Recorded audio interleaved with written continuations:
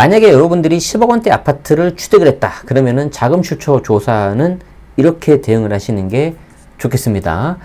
이거는 제가 좀 의미가 있어서 일부러 제가 셀렉을 한 기사고요. 자금 출처 조사에 대한 내용, 그리고 왜 제가 이거를 골랐는지, 앞으로 어떤 걸 조심해야 되는지 이런 내용들을 살펴보도록 하겠습니다.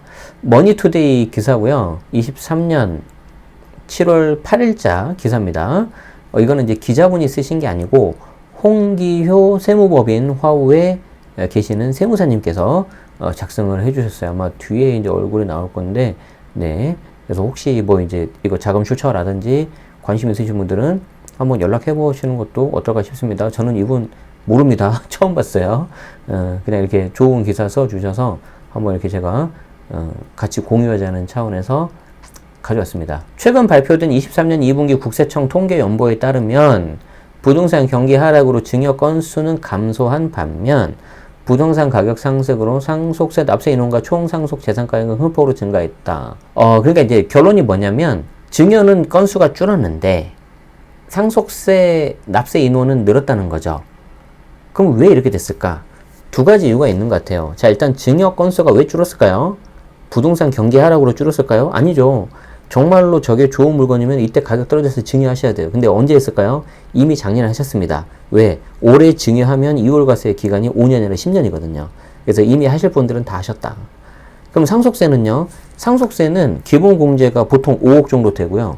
이제 돌아가신 피상속인의 배우자가 계시면은 한 10억 정도까지는 돼요. 그러니까 기준시가인데 보통 5억에서 뭐 10억, 그리고 이제 그 외에 또 이제 공제 금액 받을 수 있는 게 있습니다. 대략 그 정도 생각하시면 되는데, 지금 서울 아파트 값이 어지간하면 다 10억만 넘지 않습니까? 그러니까 상속세 과세 대상자가 계속해서 늘어나는 거죠. 과거에는 그냥 우스갯소리로 누가 상속세를 냈어? 그러면 이제 친하게 지내, 돈 많으니까 이게 우스갯소리로 이렇게 했었는데, 지금은 뭐 서울에 한 뭐 어느 정도 아파트 한 채 갖고 있으면 어떤 잠재적인 상속세 납세 대상자가 이제 되어버렸다는 거죠. 이게 이제 너무 오랜 시간 동안 안 바뀌어서 그러는 거거든요. 좀 현실에 맞게 좀 바꿔줘야 되지 않을까 싶습니다. 자, 어쨌든 상속세는 상속인, 그러니까 밑에 자녀들이라고 생각하면 됩니다. 그래서 피상속인, 상속인 이렇게 있는데, 제가 한 가지 팁을 드릴까요? 상속인이 돌아가신 분인지 피상속인이 돌아가신 분인지 헷갈릴 때가 있잖아요. 그럼 이제 이렇게 외우시면 돼요. 피상속인이 돌아가신 분이에요. 피토하고 쓰러졌다, 이렇게 생각하시면 됩니다. 제가 그렇게 배웠습니다. 그러니까 한번 알려드릴게요. 자, 어쨌든 상속인이니까 이제 밑에 자녀들이겠죠. 상속인의 의사와 상관없이 피상속인의 사망으로 상속이 개시되면 납세 의무가 성립한다. 이 피상속인의 사망이 되면 이제 상속 개시일이 돼요. 그럼 이제 납세 의무가 그냥 성립이 돼버리는 거예요. 이거는 그러니까 어떻게 컨트롤 할 수 있는 그런 게 아닌 거죠. 증여 같은 경우에는 살아생전에, 살아계실 때 하는 거잖아요. 상속 같은 경우는 돌아가시면서 하는 거고, 무상으로 부가 이전된다는 측면에서는 동일하지만 살아생전에 하면 증여, 사후에 하면 상속입니다. 그게 큰 틀에서 보면. 자, 그런데 증여는 증여자와 수중자. 이때 증여자는 뭔가 재산을 준 사람이죠. 그러니까 보통 직계 존속, 이제 부모님이 될 거고, 수중자, 이제 받은 사람, 자녀. 그래서 증여는 다른 거 없습니다. 혜택을 보면, 그리고 부의 어떤 자산이 늘어나면 대상이 되는 거죠. 그런데 증여 같은 경우에는 증여자와 수중자가 시기를 어느 정도 결정할 수 있는 거죠. 증여자가 우리 얘가 초등학교 때 증여를 할까, 아니면 대학생 때 할까, 아니면 성년 되면 할까, 이렇게 좀 어느 정도 조절이 가능하다는 거죠. 부동산 증여를 통한 절세가 어려워지면 납세자들은 절세를 위한 다른 거래 유형을 찾는다.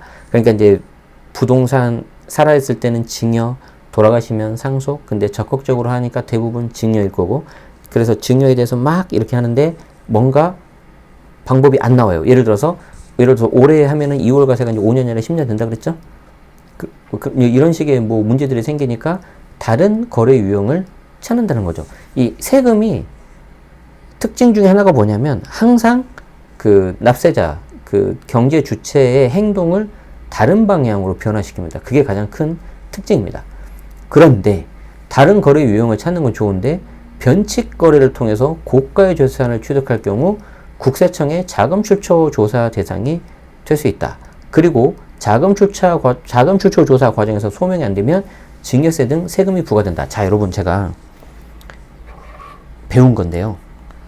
제가 이제 대학원 수업 때 배운 거라든지 주변에 좀 책 보고 공부한 건데 하나를 좀 알려드릴게요.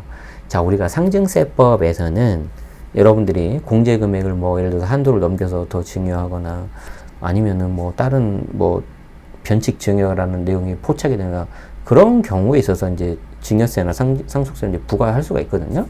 자, 그런데 사실 그런 모든 거래 패턴을 알아내는 게 쉽지가 않잖아요. 아무리 과세당국이 정보를 맡아 하더라도. 근데 이게 무서운 게 뭐냐면 자금 출처 조사가 있습니다. 자금 출처 조사는 뭐냐면 말 그대로 어떤 부동산이나 주식 같은 자산을 샀어요. 고가 자산을. 근데 여기에 대해서 자금 출처, 이 소스가 어딘지 한번 밝혀보세요 라고 이제 과세당국에서 요청을 하는 거죠. 그러면 그 매수자, 취득한 자가 예를 들어서 자녀다. 그 자녀가 소명을 제대로 못했다. 그러면 그냥 거기에 대해서 증여한 걸로 봐가지고 부모가 증여를 봐서 그냥 증여세를 부과시켜버립니다. 그게 딱 법에 있습니다. 아, 그러니까 이게 무서운 거예요. 이게 무서운 거다. 그래서 약간 좀 이런 패턴으로 보셔도 될 것 같아요. 여러분들이 소득세법이 있잖아요. 이거는 이제 개인이 벌어들인 소득에 대해서 세금 내는 거 아닙니까? 그리고 법인세법이 있지 않습니까? 이건 이제 말 그대로 법인이고요. 그리고 이제 소득세법은 열거주예요. 아무래도 부분별 포괄주의가 있긴 한데 법에 나열된 거 위주로 과세한다는 거죠. 근데 법인세법은요 포괄주예요. 그냥 소득 있는 곳에 과세 때려버립니다. 그래서 여러분들이 법인 할 때 되게 조심해야 되는 게 포괄주의이기 때문에 훨씬 세금 매기기가 쉬워요. 과세당국 입장에서. 자, 그런데 이 둘을 통해서 과세를 한다 그래도 어떻게든 법이라는 게 완벽할 수가 없거든요. 그래서 완벽할 수가 없기 때문에 뭔가 이렇게 구멍 같은 게 있습니다. 그럼 이걸 좀 메꿔줘야 될 거잖아요. 이 구멍을 메꾸는 게 상증세법이에요. 그래서 여러분들이 이 특징을 꼭 기억하셔야 됩니다. 그래서 과세당국 입장에서는 이게 1번이고 1번에서 구멍이 나서 못 메꿨다 그러면 상증세로 가는 거고요. 상증세에서 혹시 못했다 그러면은 이때 나올 수 있는 게 자금 출처 조사다. 그 내용입니다. 그래서 이 말. 자금 출처 조사 과정에서 소명이 안 되면 증여세 등 세금이 부과된다. 그래서 이 한 줄을 제가 설명하기 위해서 좀 길게 설명드렸습니다. 그래서 여러분들이 세법을 너무 만만하게 보시면 안 돼요. 물론 뭐 대부분 저처럼 뭐 소시민이고 일반 시민이고 그런 경우에 있어서 다 이 내용을 캐치를 하고 막 이잡듯이 뒤지고 그러진 않습니다. 그러진 않는데 그런 게 이제 하나 둘 쌓이다 보면은 여러분들이 너무 여기에 대해서 좀 쉽게 생각하시고 잘못된 정보가 맞다고 이게 잘못 알 수 있고 어떤 나쁜 의도가 없어도 그런데 이 세법은 여러분들이 나쁜 의도가 없다 하더라도 그걸 몰랐다 하더라도 예를 들어서 비과세가 깨지는 경우도 있고요. 또 그리고 이제 적극적으로 조세 회피를 합법적인 방법 내서 한다. 그게 설령 합법이라 하더라도 잘못하면 탈세로 될 수 있습니다. 적극적인 조세 회피도 탈세예요. 조심해야 돼요. 자, 그래서 자금 출처 조사는 뭐냐? 재산 취득이나 채무 상환, 개업 등에 사용한 자금이 직업, 나이, 소득 및 재산 상태 등으로 봐서 본인 능력에 의한 거라고 보기 어려운 경우에 자금의 출처를 밝혀 증여세의 탈루 여부를 확인하는 세무조사다. 여기 엄청나게 많은 그 힌트가 나오는데 직업, 나이, 소득, 재산 상태로 봐서 야, 이건 네가 한 거라고 보기 어렵다. 그러면은 자금 출처를 한번 해보라고 하는 거죠. 자, 국세청은 자금 출처 조사할 때 소득 지출 분석 시스템인데 이게 이제 PCI 조사라고 하거든요. 그래서 PCI 조사 한번 뭐 검색창 같은 데 해보면 나올 텐데 PCI 조사가 되게 무서워요.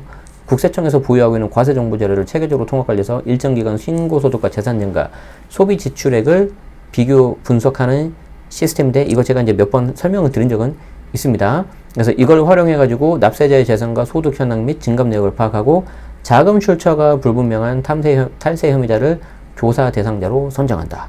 그 기준 중 하나가 주택 취득에 소요된 자기자금과 차입금 비율을 비교하는 거다. 자, 이렇게 보니까 여러분들이 좀 와닿지가 않죠. 그래서 제가 이제 PCI 조사에 대해서 간략하게 설명을 드릴 건데 뭐 이런 겁니다. 내가 재산을 취득했다. 그리고 여기 재산을 취득하고 소비를 지출했다. 이게 아니지. 자, 내가 재산을 지출하고요. 여기에 소비 지출된 금액이 있습니다. 그리고 세금 신고액이 있습니다. 이걸 빼주면 돼요. 자, 예를 들어서 해볼까요? 내가 부동산을 10억짜리를 샀습니다. 그리고 뭐 해외여행도 가고요. 뭐 자동차도 사고요. 소비 지출을 5억을 했습니다. 그럼 벌써 이거 합치면 얼마입니까? 15억이죠. 그런데 세금 신고를 내가 꼴랑 5억밖에 안 해요. 그러면 15억에서 5억을 빼니까 얼마가 남아요? 10억이죠. 자, 플러스 값이에요? 마이너스 값이에요? 플러스 값이죠.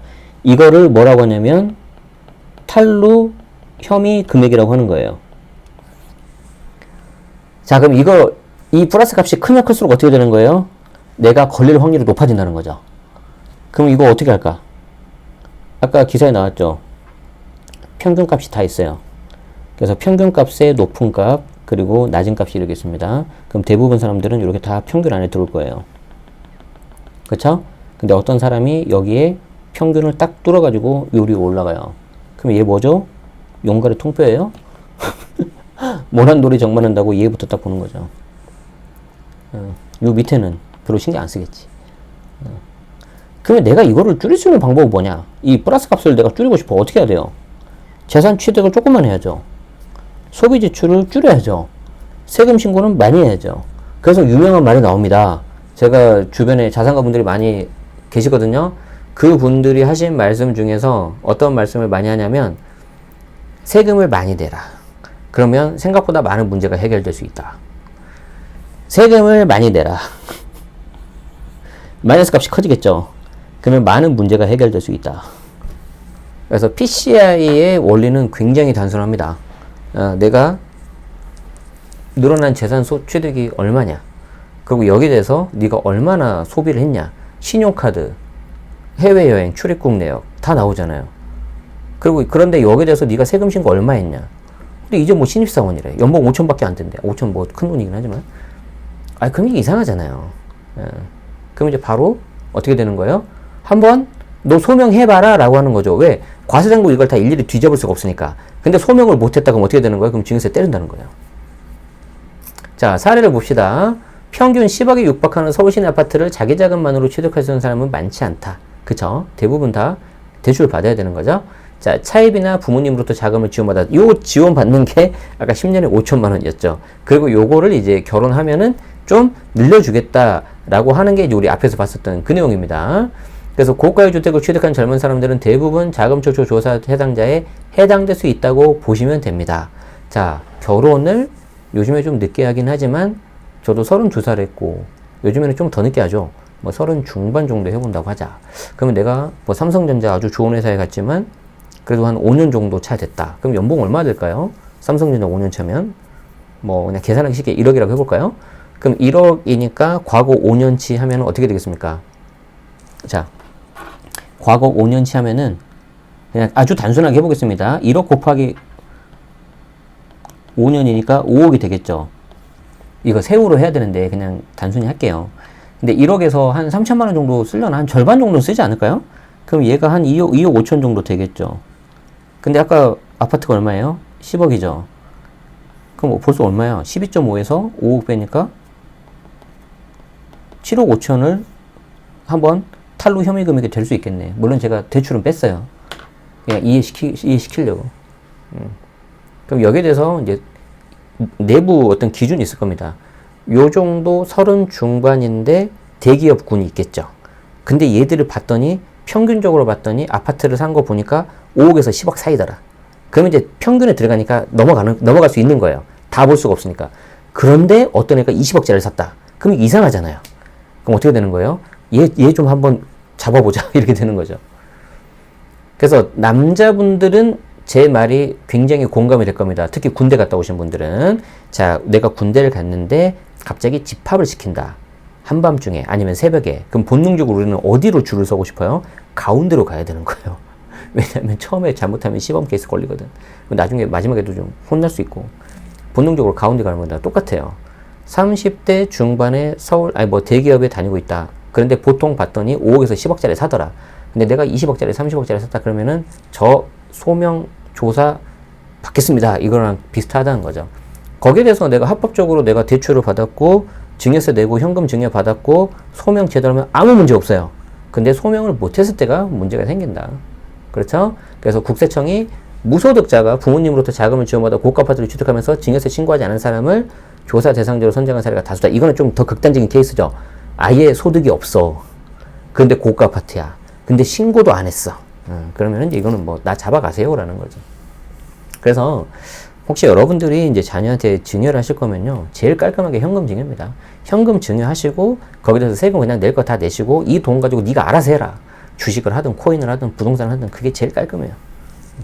근데 이제 사람이 그렇게 못하죠. 어떻게든 그 과정에서 거래 비용을 줄이고 싶은 게 인지상정 아니겠습니까? 그렇죠? 그래서 이제 거기에 대해서 막 머리도 쓰고 컨설팅도 받고 하는데 아까 제가 말씀드렸죠. 너무 적극적인 방법, 너무 좋은 방법은 적극적인 조사의 피해가 돼서 탈세가 될 수 있다는 거예요. 조심해야 돼요. 그리고 사람 생각하는 게 다 비슷비슷해요. 정말 머리가 뛰어나거나 그런 사람 아니고요. 대부분 사람들은 다 비슷하게 생각합니다. 그렇기 때문에 우리가 생각했던 방법, 컨설팅에서 회사에서 알려주는 방법들은요, 과세선고 어지간하면 다 알아요. 여기 보시죠. 상정세법 등에 따르면 재산 취득일 전 또는 채무상환일 전 10년 이내에 주택과 기타 재산의 취득가액 및 채무상환 금액이 일정 금액 이하인 경우 증여추등에 해당되지 않는데, 이걸 많이 오해하세요. 뭐 예를 들어서 뭐 30세 이상의 세대 주면 뭐 3억까지는 안 보고 뭐 그런 거 있지 않습니까? 그거는 3억까지 뭐 증여해도 된다 이게 아니고요. 행정 편의상 그 정도 금액은 우리가 그냥 별 문제 없다고 넘어가겠다라는 거예요. 그런데 과세관청이 기준금액 미만이라고 하지만 취득자금, 채무상환자금이 증여받은 게 입증이 됐다, 확실하다. 그러면 당연히 들어가는 거예요, 이게. 그래서 이거 오해 없으시기 바랍니다. 자금 출처 조사는 취득자금에 대한 증빙자료가 있다면 쉽게 대응할 수 있다. 아까 말씀드렸잖아요. 소명만 제대로 하면 문제 없다. 근데 아무래도 이제 소명해보세요. 그러면 이제 안 좋죠, 기분이. 뭔가 무섭고. 괜히 털어서 먼지 안 나는 사람은 없잖아요. 그쵸? 그런데 대응의 골든타임은 언제입니까? 조사를 받을 때가 아니라 증빙자를 확보할 수 있는 주택 취득 전이다. 그래서 주택 취득 전에 반드시 취득자금을 정리하고 증빙을 마련해서 자금 출처 조사에 대비하는 게 좋다. 주택 취득 자금을 차입금으로 소명해도 조사는 끝나지 않는다. 왜? 차입금이잖아요. 차입금 어떻게 해야 돼요? 상환해야 되죠. 그래서 은행에서 받으면은 은행에서는 다 정해지는 룰에 따라서 하는 거고, 부모님한테 차용증을 쓰고 했다 그러면 반드시 적어 봅니다. 그 기한 내에 상환했는지. 그런데 기간이 뭐 30년이다. 30년 동안 이자도 안 받는다. 그러면 이거는 말도 안 되는 거거든요. 그러면 그거 그냥 증여으로 봐버려요. 생각을 해보세요. 은행에서 대출이 안 되니까 부모 찬스를 쓰는 건 좋아요. 그런데 부모 찬스를 하더라도 본질이 뭐예요? 빌린 거잖아요. 그러면은 제3자가 한 것과 유사하게 해야 됩니다. 똑같지는 못하더라도. 그런데 제3자한테 한다고 가정했을 때 누가 30년 동안 상환기간을 길게 주고 누가 이자를 안 받겠습니까? 차용을 가장한 실질적인 증여라는 거죠. 그래서 이 부채 사후관리로 검증을 합니다. 조심하십시오. 그래서 혼자 대응하기 어려우니 좀 전문가와 상담해라. 이겁니다. 약간 좀 뭐 광고성, 홍보 그런 것도 있지만 안의 내용이 굉장히 좋아서 제가 가져왔어요. 앞으로는 이 상속 증여에 대한 관심들이 더 높아질 것 같아요. 왜냐하면 누구나 뭐 우리나라뿐만 아니라 전 세계 어디를 보더라도 이 부모 입장에서 자녀한테 뭔가 합법적인 방법 내서 증여세를 좀 거래 비용을 줄이면서 증여하는 거 니즈는 누구나 있고요. 그리고 상속세 같은 경우는 아까도 말씀드렸지만 지금 현행법이 이 상태로 계속 가버리면은 이제 대부분 사람들이 다 상속세의 어떤 잠재적인 납세자가 돼버립니다. 어마어마하게 이제 과세 대상자가 많아질 거예요. 그렇기 때문에 이런 재산세제 관련해서 오히려 양도세도 양도세지만 이 상증세에 대한 니즈는 더 커질 것 같고, 여기에 대해서 여러분들이 아마 공부를 더 많이 하셔야 될 것 같다. 그래서 저도 더 많이 공부해서 여러분들에게 좋은 내용 알려드릴 수 있도록 하고요. 또 이제 필요하다면 제 주변에 좀 실력 있는 세무사님들 많이 계시니까 한번 모셔가지고 채널에서 들을 수 있도록 하겠습니다. 자, 시청해주셔서 고맙습니다.